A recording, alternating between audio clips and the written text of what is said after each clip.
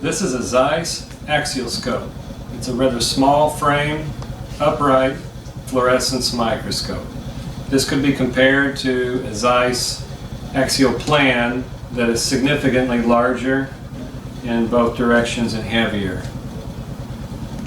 This particular microscope has been configured with a 50-watt HBO illumination system. It's got a Mercury bulb inside the lamp housing. This is the power supply for the 50-watt Mercury bulb. They're connected by this cable.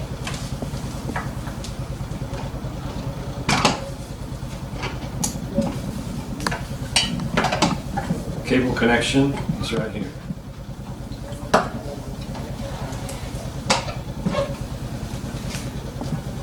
This is a 50-watt halogen system. This is for the transmitted light. Don't put a 100-watt bulb into this. Even though the housing can take a 100-watt bulb, the connection at the back is rated at 50, 12 volt, 50 watt.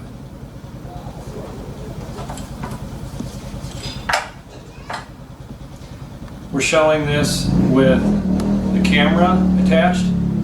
You'll have to look at the specifications to see if there is any camera included in the ad. This camera at this point is for demonstration purposes to show that this unit can indeed connect to a camera. We are including a Zeiss, original Zeiss C-mount, and a photo port, trinocular head with a photo port. That's all included. And we're including the rubber eye cupping guards. These are good. They block out extraneous ambient room light, so you're able to visualize the low lux fluorescing signal.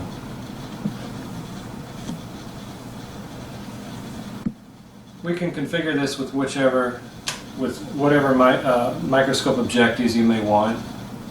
You can look at the ad to see which ones we're including, but if you need something different, just let us know. We'll configure it however.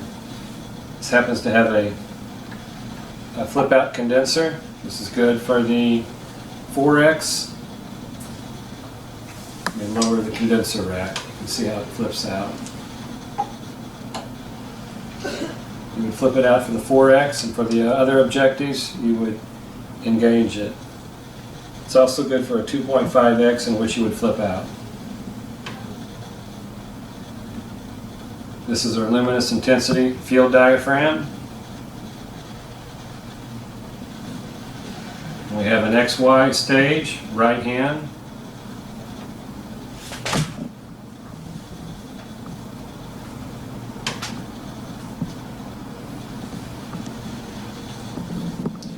The Mercury lamp housing has several adjustments.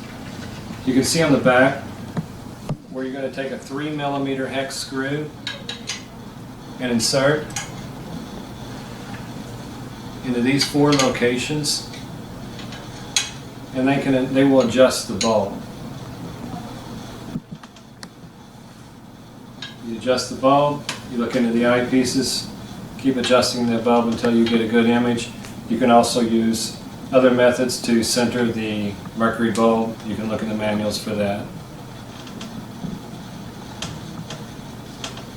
This is the on-off switch for the 12 volt, 50 watt halogen.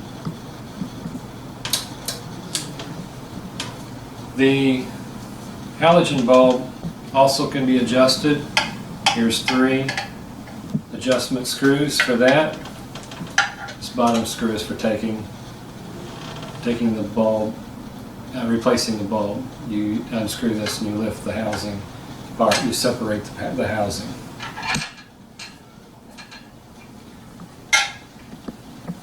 This is your shutter for your Mercury lamp source. You also have 1 filter installed and 1 open space.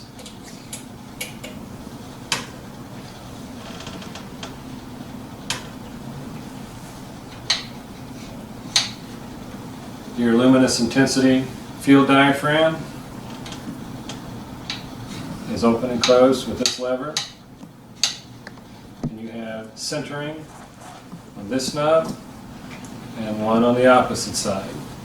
These center your luminous intensity, your luminous field diaphragm. They center the luminous field diaphragm.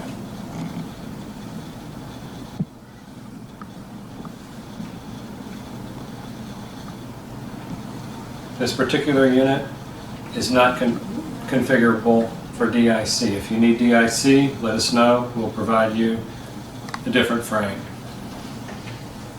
This is the lever for the Trinocular. Takes the light either to the eyepieces or to the camera and just a little bit to the eyepieces. Actually, this may be 100% camera, 100% eyepieces, either way. You'd have to look at the specs.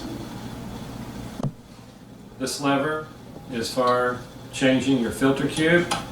Typically, you're going to have 3 open spaces. That's on a 3FL slider. And you'll fill 2 spaces with dichroic filter cubes for the fluorescence, and you'll leave 1 space open for your bright field with your halogen, or if you're doing phase contrast, you leave it open, you use that open space for the phase.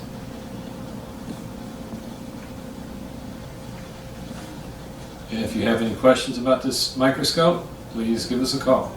Thank you.